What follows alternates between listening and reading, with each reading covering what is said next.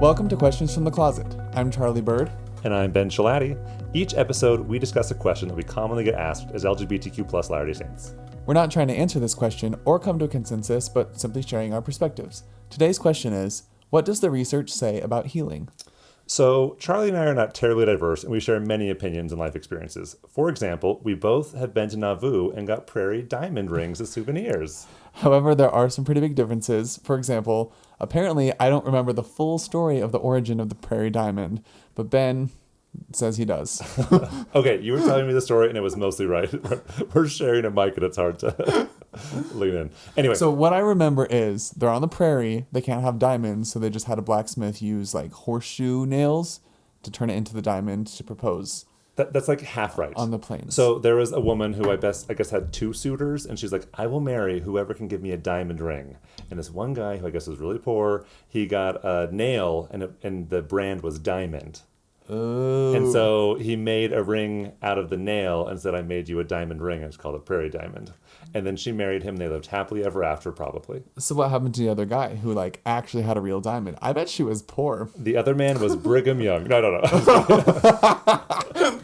I was about to say, this is a sad story. Like, she married the wrong guy. Did anybody, what's the moral of the story? That's so funny. Okay. Anyway. We like to provide a variety of voice and perspectives, and today we're joined once again by Dr. Lisa Diamond, hence the Diamond Conversation. We think we're pretty clever. Yes, and Josh Christensen. Lisa, you've been on the podcast before. I have. You talked about the sexual fluidity. My goal is to be on like SNL, I want to be a 5-timer. And she's back. Well, you've been on Oprah just the once, though. Just the once. Wow, that was tight. That was great. Just the once, yes. And right before she stopped having them, I feel like I was about to say I got in while the getting was good. I don't know. You canceled Oprah? It was my fault. Yeah. That's the takeaway. So people can go back to that episode to remember a little more about you. And it's been a very popular episode. A lot of people found it to be very helpful. That's why I do this. Just if there's one person who's like, I thought that I was the only person to experience something. Whenever anyone thinks that they're the only person to experience something, they feel bad. Yeah. So, it doesn't take much to just give a message of whatever you are going through, you are not the first, you are not the last. Someone else shares that story. So that may not solve anything at all, but it is that moment of just humanness and connection. Yeah, definitely. Thank you. And Josh, tell us a little bit about you. Sure. Born and raised in Utah. I went to the University of Utah, just graduated. Congratulations. Thank you. Got my degree, honors degree in psychology. Dr. Lisa Diamond was my mentor for this. And we worked on studying social safety and, the LDS Church. And we hope to make a huge sample. Yes, over 700 participants. And many of whom we know are listeners on your show. Because, and I think we left the recruitment pretty broad. Yeah. Just that, we're studying, sort of experiences of, pain.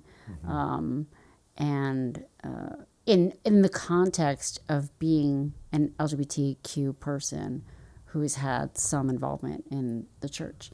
And it was far and wide. So we got people in all the different states. So there was a lot from Utah, but it was more than just Utah. Oh, yeah. I had one from Switzerland and Italy. Yeah, That's pretty cool. far-reaching. Yeah. So I'm guessing this is the research that you teased on the episode. Or, Actually, I don't know if it tease wasn't. is it different? It was, social safety is the core of both of them. Okay. So, You're talking about you taking blood samples for that. Yes. And so I was yeah. looking at these blood markers of systemic inflammation, which is something that happens to your body if you chronically feel unsafe. And so when Josh reached out to me and he's like, I'm thinking about doing an honors thesis and I'm interested in trauma in the context of painful experiences, of LGBTQ people in the church. And I said, I'm going to have you read this paper that I just wrote on social safety because I think that's what you're talking about. Like, how do we get it? How do we keep it? What types of interactions make you feel unsafe? And so then how can we bolster that? And so social safety was the bridge between the, Cool. the And it two kind of became a projects. collaboration there from your thesis idea. Amazing. And what is social safety? What does that mean for the layperson? What Like the me. way For me. the way it's traditionally defined, and a lot of this is based on work by George Slavich at UCLA, and he defines social safety as a sense of just basic social connection, acceptance, inclusion, and protection. The idea that you are part of a collective, you are not alone, someone has your back. And what he shows is that this is so fundamental to the human brain because humans are a social species. We evolved in small groups. We don't live alone. We can't.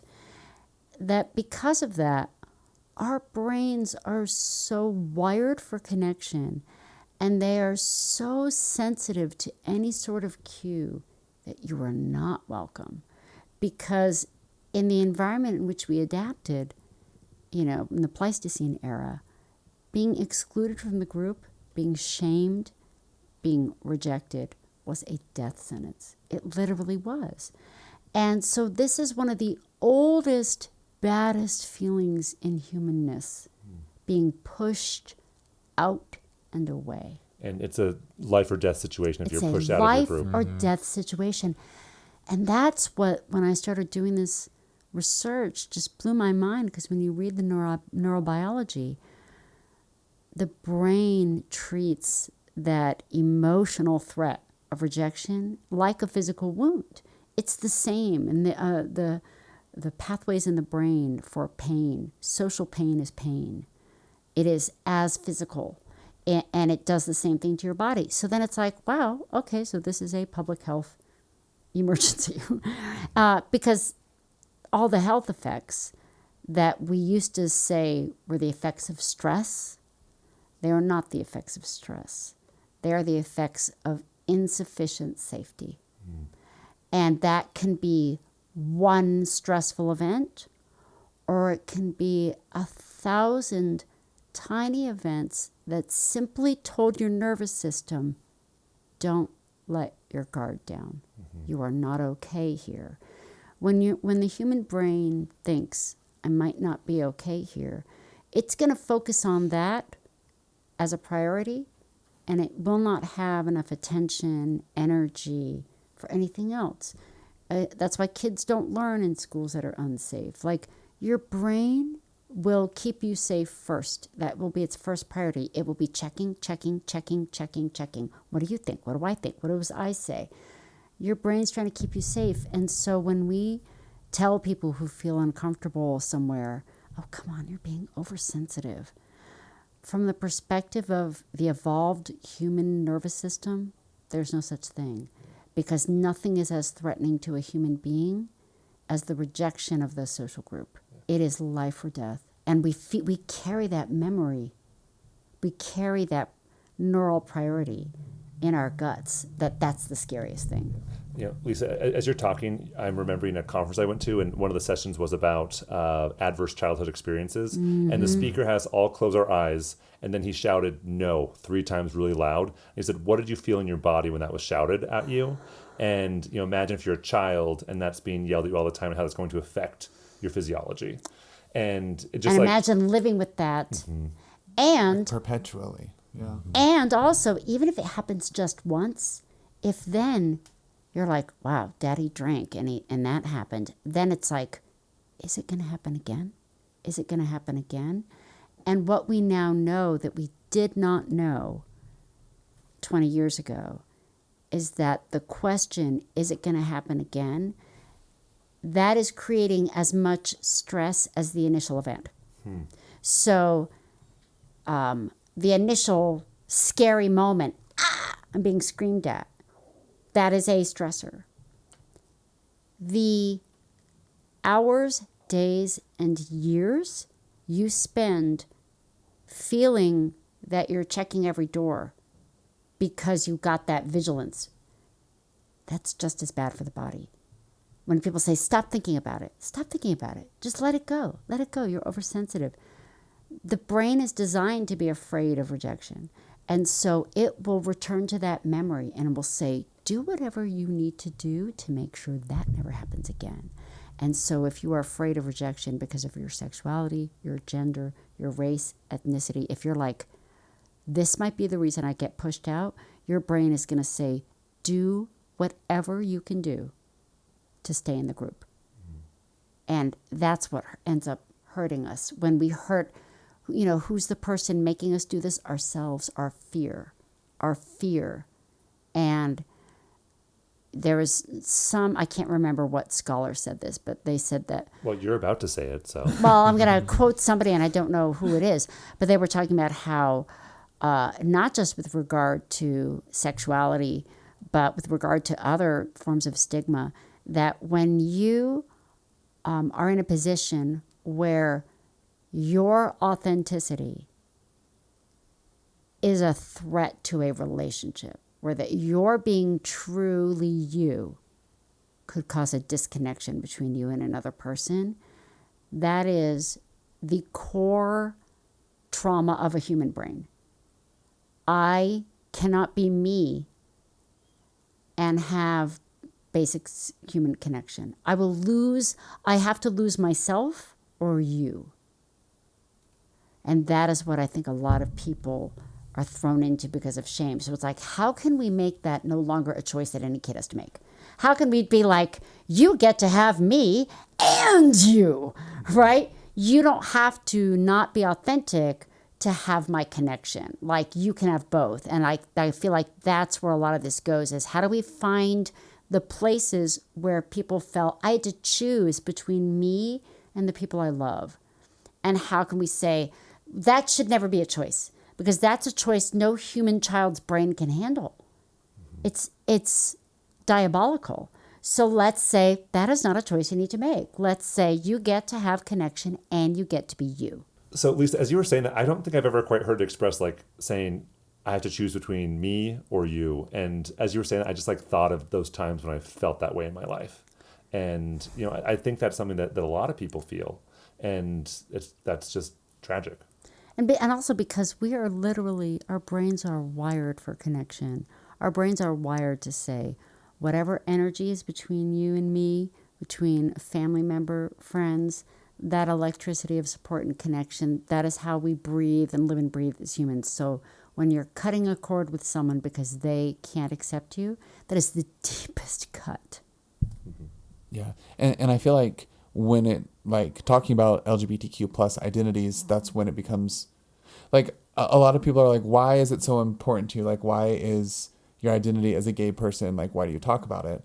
And it, identities matter when they influence the way you're viewed and treated. Mm-hmm. And it's so, within this context of this conversation, if your identity is part of you that could put you at odds with someone else, that's why it matters so much. Exactly. Because that's the piece of you that's threatening, right? You just said it perfectly. That's the fulcrum. Mm-hmm. That's why are we talking about that? Because that is literally a reason that I may never speak with you again. So why is that part of me important? It's important because people have asked me to choose between my whole self and my link to them. Mm-hmm. And that's not a human choice. Yeah. That's not a human choice to say, you can be connected with me if you take out a part of yourself. And so why are you thinking about that? Because you're the one saying that I should cut that part out. So obviously it's kind of an important part if everyone keeps talking about it. Yeah. It's like you're the ones who set the terms of the debate. You're the people who told us that everything was okay except for this type of person. It's like, what? Why aren't you angry at short people? Why is it this aspect of me that makes me unlovable? Not because I see physically different kids being loved. Why is this a part of me that is unacceptable? Why this? Yeah. Thank you for sharing all that, Lisa. And Josh, this research, it sounds like, was kind of your brainchild, this project? Yes. Yeah, so tell us why it was important to you. Take all the credit, Josh. Take it all. All mine. But yeah, so when I first approached Dr. Diamond, I was a very vague idea, not nearly as like developed as it is now. But because I had experienced the sort of I always isolation, get that one. Ostracization. I'm not even trying. Ostriches. It was bad. It was bad. Yeah, The yeah. ostrich nation. Yes, the ostrich nation Would not accept you. within my ward. Now I feel like I want to write it like a Like a children's book about young ostrich adult nation. fiction book about the ostrich nation. Okay, I'm so sorry. No, it's good. It's good. As you're like You know what? talking about something No, the truth is, like, it's funny. Josh and I had a lot of like Zoom calls where it'd be like doing this hard stuff, and then like they just would go on, and I'd be like blah blah blah blah blah, and there's like my dog, and then it's like, and then trauma, right, and pain, and it's like You have to mix in the light and the dark. you have to, because otherwise we all get beaten down. So and that's I think one of the things I like about your podcast is like, yeah, there's some heavy stuff, and there's also just lightness and love, and and not everything has to be like, what's the worst that everything could be. Yeah. So you were rejected by the ostrich Yeah. nation. And part of that was like my expecting or anticipating it, right? Because once you've experienced it once, Perceived rejection. yes, yeah, and then you don't want to have that feeling again. So you anticipate it, and you shut yourself off from ever having to feel that again. But so I approached Dr. Diamond and I was like, hey, I'd be interested to see, because from what I've read thus far, these experiences don't constitute trauma as they're described in, say, the DSM-5 or whatever. And this isn't a topic that's talked about, but I would like to explore this. I preface it saying, well, this is sort of research, so I don't know if that would be appropriate for an honors thesis, but... It's interesting that you say that. I've been talking to my graduate students about this too. The fact that we use that kind of derisive term, research, it's so wrong. Because I really truly believe that, at least in the field of psychology, this isn't going to be true for like physics, but in this field, if we went into this because we were interested in people, then why wouldn't we use our own human experience as people to like inform our questions? Like of course I'm going to study, something that's relevant to me. That's what being me got me interested in psychology. So there's an obvious connection. And it's not self-centered. It's saying, I see something as a human and I'm curious. Why is that? Why did that hurt? Like, did anybody else experience that? Like, that's why we're in psychology and not in physics. So I hate when people make fun of, and they do it to queer people all the time, as if they're like, well, the only people doing queer research are queer. I'm like, well, I'm kind of glad, because I think, we have a perspective on it. And so I think when Josh and I started talking about the project, part of the survey he developed was, a list of experiences that could make you feel unsafe. And so you have to have an insider's perspective of what this feels like, to ask someone else to say, what was your experience like? You got to show them, this research question doesn't come out of thin air. It comes out of knowledge of where people are hurting and where they want healing. Yeah. So tell us about the participants, how you got them, how many there were. Yeah, so, you played a big part of that in your platform that you have. We also reached out to quite a few other platforms. Unfortunately, I can't remember. And just a lot of like social media, like if you grew up in the church and are LGBTQ, Any form of queerness. Yeah, we want to understand your experience. And so we asked a lot of questions about their level of involvement and, whether they were active or not, whether they're in leadership or not, so that we could know, because different people have really, really, and obviously been Utah versus not Utah. We knew that different people could have really, really different levels of involvement. So we were pretty happy that we got a lot of different. Like, I don't remember the percentage that had held leadership positions, but I was like, we have any? I'm like, wow, where did they come from? And what we haven't done yet is dig down into those details and be like, what did you say about this question? Like, Yeah, what did this stake president do, and what was his experience? yeah. Interesting. All right. So it sounds like some of the questions you were asking were kind of informed by your personal experience and then like with this research perspective. So what kind of questions were you asking these research participants? Yes. So actually, a lot of these were pulled from another study that was done that was also taking a look at spiritual trauma. But let me look. So we asked participants to indicate how certain responses to their queerness have impacted them. These are specific to LDS leadership, where they counseled you not to focus on your sexual or gender identity. They counseled you not to speak to others about your identity. And they counseled you to separate your sexual attractions from your sexual behaviors, stuff like that. We have a lot of, we had separate categories. We had leadership, we had... And asking them sort of like, did this happen? How did that feel? Yeah. You know, how impactful was it to you? And was it beneficial? It was funny because we added like, maybe it was beneficial. And then soon we were like, we don't really need the beneficial scale because nobody seemed to find it beneficial. Yeah. It's like, well, we opened the door to benefit, but You have to have it there just in case. yeah. And just how hard were some of these things? And then looking at their kind of classic trauma symptoms, repetitive thinking, feelings in your body, when you kind of experience these things.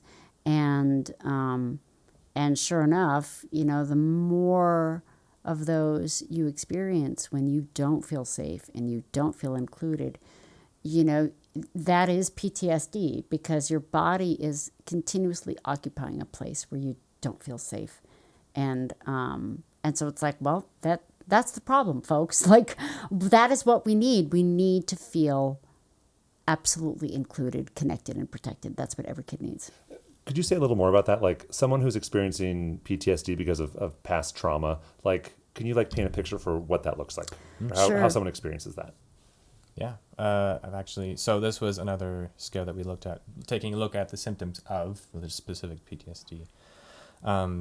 My heart started pounding when I thought about my religious beliefs or experiences. I had trouble sleeping.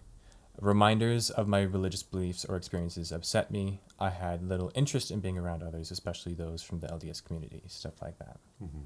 So the sorts of thing like where, someone at war hearing certain sounds would, remind their body of fear, that your body remembers fear really, really well. So whenever you're afraid, your body's like, remember this so that you never experience that again. And so we're kind of used to those classic depictions of PTSD in movies where it's like, oh, it reminds me of that long ago time. And there's been a lot of change in thinking about PTSD. We used to think it always had to have a single traumatic event, like a death or a battle or an assault. And now we know that it doesn't need to be one thing. It can be this chronic exposure to fear, that living with fear every single day and your body is amped up, that's what causes some of these symptoms of your heart is racing, like your nervous system is saying, don't go to sleep, don't rest, watch out. And so that is like a bomb, that it has the same effect on your body. It's not lesser than. It hurts and it hurts your brain and body.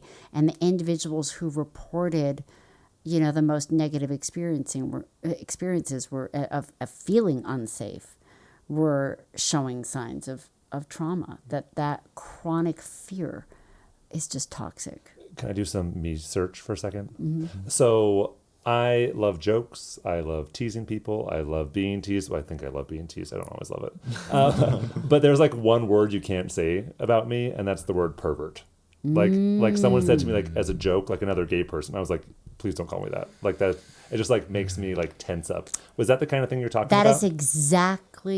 That is perfect because Well, Ben, I'm curious to know where that came it from. reminds you of fear and shame. Yeah, because when I heard about homosexuals when I was younger, that was the word, like they're perverts. So that's like the deepest, shame, fear, and shame really is fear. Shame is the fear of disconnection. That's really what shame is. When you're embarrassed, when you're like, oh my God, something about me has offended others, I'm in trouble, I'm in trouble, I'm in trouble. So shame and fear, they move like this. And so if there is an experience that made you feel shame and fear, like seeing the word pervert, then that is a no-go for you. That will make your body remember what it feels like to be afraid. And that's not a good feeling. Yeah. Well, just as we were talking, like it hadn't occurred to me that word like would carry some trauma, but just like thinking about like the past experiences and like the times I've been called a pervert, like I guess it makes sense. And the way And think about some bisexual women I've talked to who said that because all they ever like heard was that, oh, people who are bisexual, they just want to have as much sex as they can have, which is not what bisexuality is. But because that stereotype is there, I would talk to women who'd be like, if there's one thing I can never be seen as, it's a slut. Because that's what they think all bisexuals are. Like, I have to prove that I am not that. And it's like, nobody has to, but that shame, that like, I will not be that, I will not be that. It's amazing that even really happy, healthy queer people, and I consider myself to be a happy, healthy queer person, we all still struggle with great shame. style, by the way. Thank you. We all have some of that shame that you grow up with, learning early on that there's something about you that's yucky and that's bad. And so, that those wounds can last longer than it makes sense to. And that's not because you're oversensitive or because you're messed up. It's because the brain evolved to say, remember the things that scare you the most so that you never have to experience that again. That's the brain's job. So what kind of experiences did these research participants report? Like what was their pain? Pretty high. The more experiences they, indicated experiencing, the higher that pain was, the higher the trauma scale was. And interestingly enough, Maybe we should give like examples from like the open-ended response, because we asked them like what kind of to things were people describe what they saying? experienced. oh boy. Well, okay, this isn't an open-ended response, but like the single most pervasive fear that was experienced among these participants was that you would be eternally separated from your family due to your sexual or gender identity. And I mean, more than any other experience, that accounted for the most variance. Yeah. Well, And it was interesting because like that's not a thing that's in their life now. Like a lot of the other questions were about things that have happened or things that could happen, and this was a question about another life. Like, and so it was amazing that of all the things that were happening in their actual everyday life, it was actually their imagining of the future that was the most fearful. That the story in their head about what could happen in the afterlife was scarier than what was anything that could happen in day-to-day life. I relate to that for sure. And isn't that kind of what anxiety is? Like thinking up of like this negative scenario that triggers that body response that pulls into stress and cortisol and sends those like harmful hormones that are saying, run, get away from this. And there's not really... And the only way to shut that down is to flood that thought with safety. Say, you don't have to worry about that. You don't have to worry about that. You're never going to lose me, right? So some folks are going to need more frequent reminders of being included in order to really feel included. I think sometimes people say, how often do I need to show that I love you anyway? Well, pretty often. That if you have someone who said, I felt that I was unlovable to you, then maybe you're going to need to provide more safety than for the average person. Because if their brain is afraid, then maybe you will have to, maybe that's the price of a good relationship. Can you, if you love a gay person who's feeling excluded, can you keep reminding them as many times as it takes, you have not lost me and you never will. Because not simply the absence of discriminatory experiences, you have to insert something extra in there. Because, as may have been mentioned already, the default state is alertness, is awareness, is hypervigilance. So like even if nothing bad's happening in the present moment, it's pretty safe to say if there's an LGBTQ plus person who has an LDS religious background, they're coming from this idea of this place of this will separate me from the people I love. Or just not knowing. You know, what's interesting is that it's actually more stressful for the brain to not know whether you're in danger. Because then you can make it up. Yeah. So it's actually, so people were like, why do you not feel, why don't you feel good?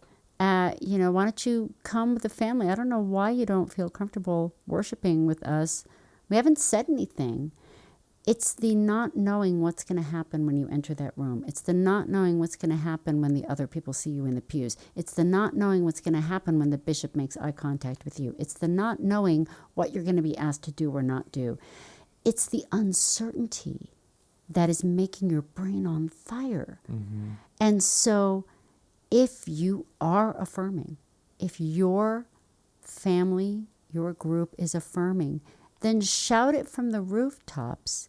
Make it so obvious that no one has to spend another second thinking, Wondering. what's going to happen when I enter that room? You know, remove the uncertainty. Remove the confusion. When we were talking to the folks at Encircle. And I remember, like you're saying that, I'm just thinking, and that's something we need to do again and again and again. Yeah. Yeah, And it it's has to be like, do we have to pervasive. do it again? It's like, well, yeah. You know, it's not like it sticks in your brain if you hear it once. Yeah, it's not like you tell your spouse, I love you once, and then you're done. You say it every day. And parents are like, they know that I love them. And But it's easy for a parent to say that, but if they are not actively communicating, there is nothing you could do that could take you away from me. If they're not actively communicating that, then a child who is queer is going to think, I could lose them. So if you really are affirming, then you just commit to making it so obvious, so clear. Hey, just reminding you one more time, you know, we're ride or die, right? Yes, Mom, you know, enough. Although the kids might roll their eyes or friends might, you know, be like, oh, you don't have to tell me that you still accept me. Yes, you do. You do. You actually have to say it more than once. You actually have to say, hey, no matter what, I accept all of you. I love all of you. I don't necessarily even have to agree with all of it, but all of you is not too much for me. Yeah. All of you is fine. That's really interesting. You know, just thinking about like my own family life, I don't usually feel like I'm a burden very much, but I think all of us have that fear of like being a burden. And I don't know if like my parents tap into that, but every time I leave my house, like from visiting, my dad always says, you can come back and visit whenever you want. We love having you here. And I always think he doesn't need to tell me that. And he probably doesn't. But the fact that he says is like, I never wonder. Like every time I think about going home, I know I am a gift. They're going to be so thrilled I'm there. And that's exactly it, that you don't even have to stop and ask yourself the question. That's safety. When you don't even notice that you had to make the decision. When you feel so good that your nervous system is just like, there's nothing to worry about here. That's the state we need to create for children and adults to thrive in. You know, that if you really want to be a community of love, you have to be like, all of you, just sit right down, like all of you. I want it all. And that's not that hard to sort of prioritize. You know, it's pretty easy. What are the things in any interaction that might make someone feel rejected, shamed, pushed out? What are all the ways that somebody might feel that or might be uncertain about whether they might experience it? What's going to happen at that school? What's going to happen on the bus? What's going to happen at that music class? You know, just you systematically go through what are all the aspects of church involvement that might make people feel unsafe? And how do we amp up the safety for everyone? And if you amp up safety for the most marginalized groups, you're probably going to make everybody feel safer. And that's good. It's great. You know, it's like the way that, you know, curb cuts, which are for accessibility. Well, everyone who's ever pushed a stroller knows that curb cuts are good. If you make everybody in a faith community feel that I really belong here, there's no one that isn't going to benefit from that. You know, it's like, that's what we all want, is to feel these people are with me. They're with all of me. Yeah. I recently watched a show on Netflix. I don't want to give away the ending, but this. Don't, because I feel like I should watch it. What show is it? What show is it? Ben loves the show. It's a very good show. But What's it called? Just Watch go to the it. I don't show. care. okay, What's the show? I don't know what it's called either. it doesn't matter. What's the show, Ben? Let's just start the whole conversation over. Okay. We'll have that fight later. Right? We'll hold him down and make him speak it. Yeah. So I was watching a show that had some LGBTQ teens in it, and one of the teens comes out to his mom, and it was like they wrote the perfect coming out response, like the perfect response. And then the mom said something that I hadn't anticipated. I thought was so beautiful, it nearly made me cry. She said, "I am so sorry for the times you felt like you couldn't tell me." Whoa. And I was like, what a healing thing to say. Like, I am sorry for the times you couldn't tell me. That is it. That's interesting because that's what everyone in my family said to me.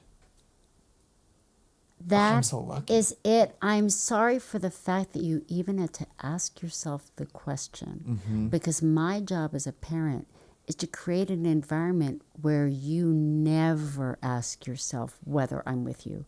That a safe child is one that doesn't even think how its mom and dad can react. That they're like, well, they might be mad, but they'll be fine. It's like, Yeah. and so the acknowledgement in that of saying, wow, I failed my job there. I wish, I obviously didn't communicate to you clearly enough that you never have to ask that. I failed you there. And that's a reasonable failure, but most parents don't acknowledge that having their kids be uncertain about their acceptance, like that's a very painful thing. That a kid even wondering what's going to happen. And it's not just around sexuality, it's around so many things. Kids that struggle with neurodiversity or mental illness, or like, there is something about me, and if my parents know it, will they love me? I mean, Josh, I'm curious how this research impacted you, because it sounds like you came from a place of and Ostracization. Ostrich Nation. Well, but I don't even want to downplay it with that joke, because it's horrible to feel and perceive burdensomeness and rejection. And so what was it like to interact with these stories in this research, and then see quantifiably the impact of social safety? Yeah, I mean, for one thing, it was incredibly validating. I mean, to know that you are not the only one to have experienced this. Because for whatever reason, we tend to assume that even though there are over 7 billion individuals in this world, we are the only one to have experienced this thing, and nobody can relate to us. So having the opportunity and the privilege to do research on this and see that over 700 people or so have felt this as well, it means that, this isn't an anomaly. It's not the outlier. And B, it sort of shows that work needs to be done, that there are things that we can do better as a community and as individuals, for sure, to make this a more welcoming community within the LDS Church. And I also think it's, one of the things that this made me think of, is that if you focus on things like doctrine, then words like acceptance become really fraught for a family. Like, do you accept your child's this, or do you accept your child that?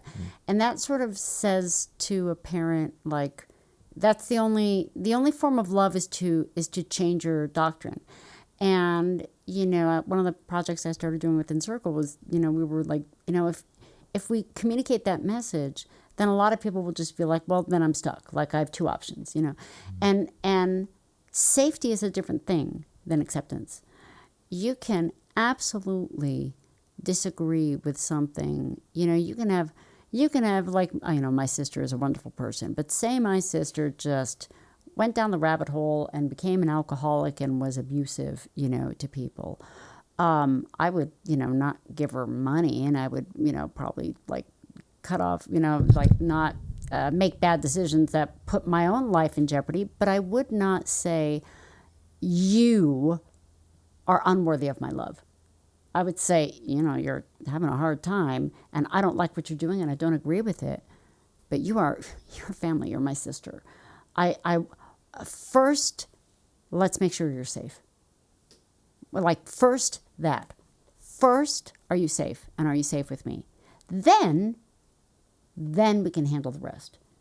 And so instead of saying to parents, learn to accept, it's like safety first. First, let us get your brain out of danger and make sure that everyone has their feet on the ground and feels safe and secure.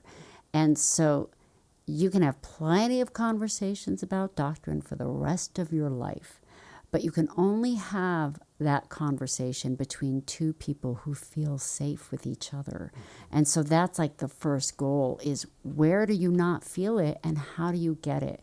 How do you create a family dynamic where a child can say, these are the things you say that I don't mind, and these are the things you say that really cut, and I'm going to ask you not to do that. So that I feel safe with you, so that I feel like I will never feel that way with you. Yeah, and even being able to say, these are the things you don't say that I wish you would say that make me feel safe.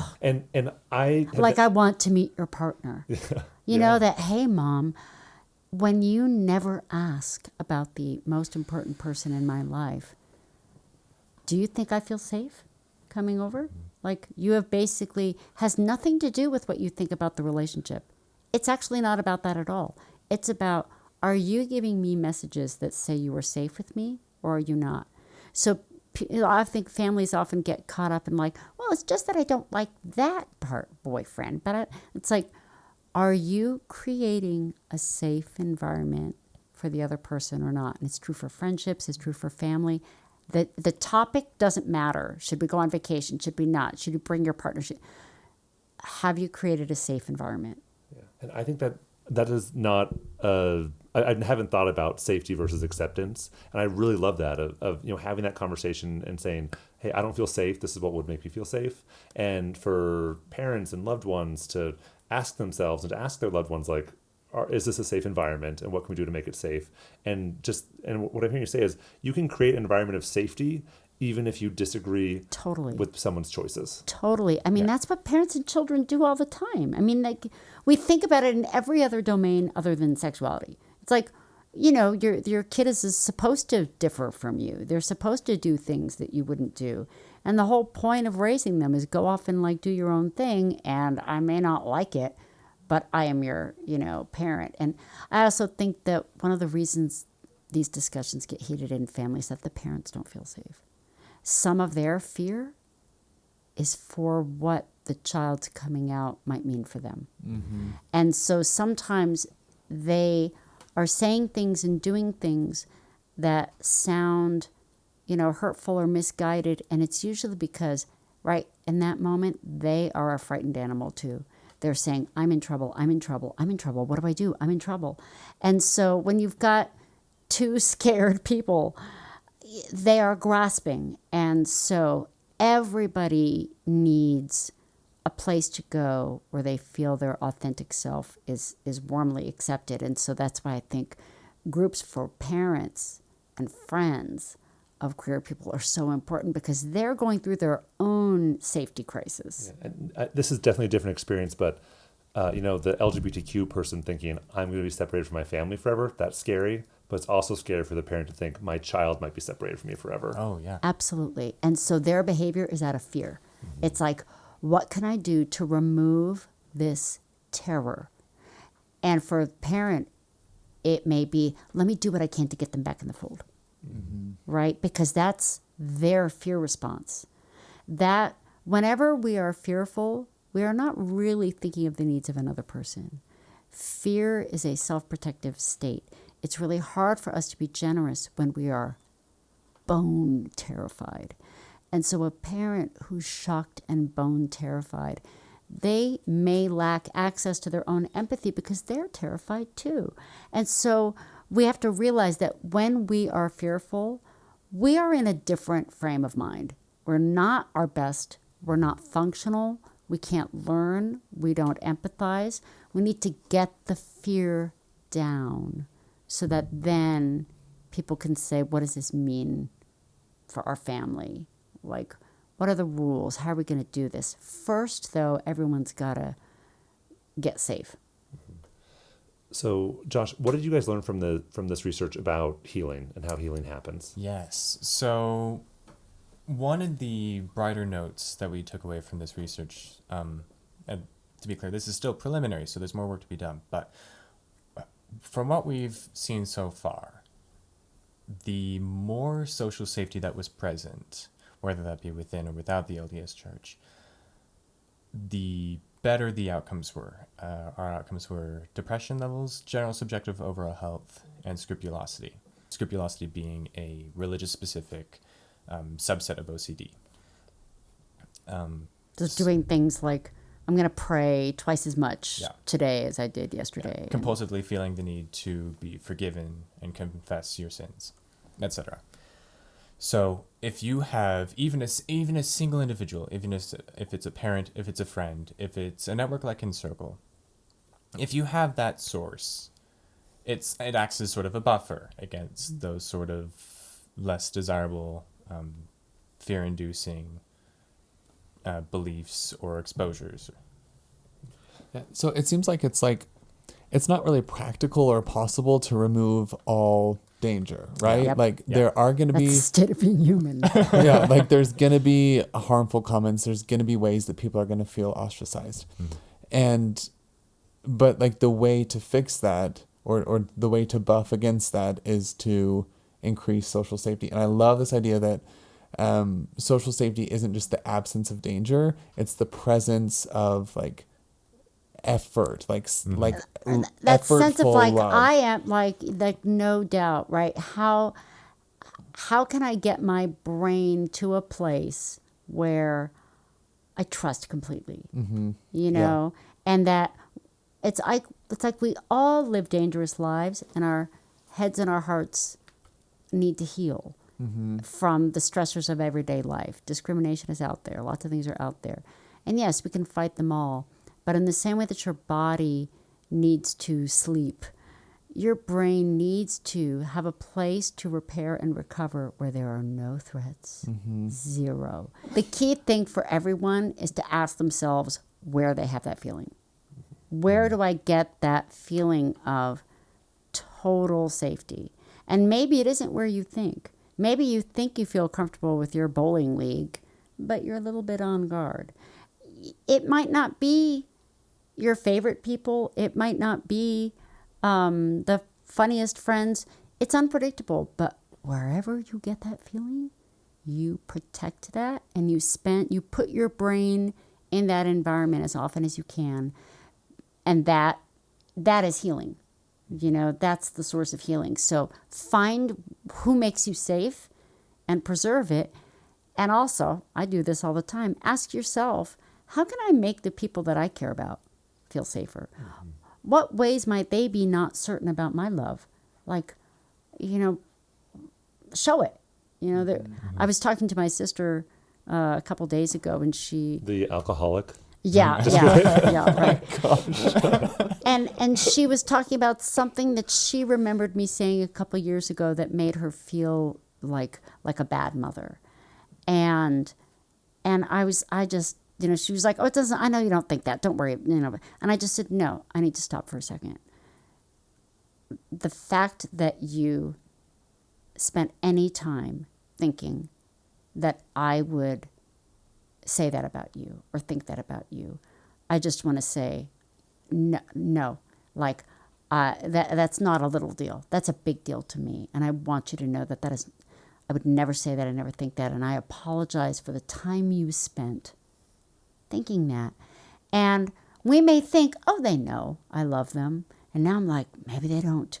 Let's, you know, where are the people in your life uncertain? And let's remove that. And let's tell the people who might feel that their whole self is not welcome, say to them, I want you to bring your boyfriend over. I want to meet them. I want to know about how you met. I treat your joy as my joy. You don't have to be afraid that you can't talk about that with me. I want to make it so clear that I love the fact that you have a boyfriend, right? To like make it obvious.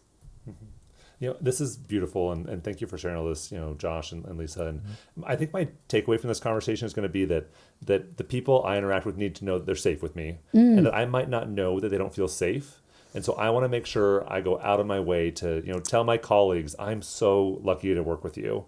And, tell my family, like, I love you guys so much. I'm so glad you're my family. And, tell my landlady, I just love living here. And, repeat those things again and again and again. Because what hurt would that do? Nothing. And the thing is, like, it has to be authentic. It's not like this, people have this stereotype about Mormons being, like, nice. And this is not about being nice. This is about authentically showing someone, I value all of you. It's not like some little thing. It's like really looking and saying, wow, I couldn't have gotten through last week without your help. Like, you are the kind of friend that a lot of people don't have.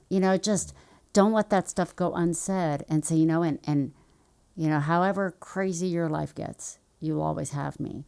And we don't often know whether or not people feel that way with us. So let's do what we can. Yeah, take the burden off of the person who may feel more prone to fear and, take that onto yourself. Say, hey, I'll share that with you. Yeah. That's not your burden to wonder. Let me just clear that up right now. Yeah, they're already dealing with a lot. Well, and like even from a religious sense, that's a baptismal covenant. Like to be a covenant disciple of Christ, according to our religion, you bear those burdens. You actively find the burden and you hold it. I love that. Yeah.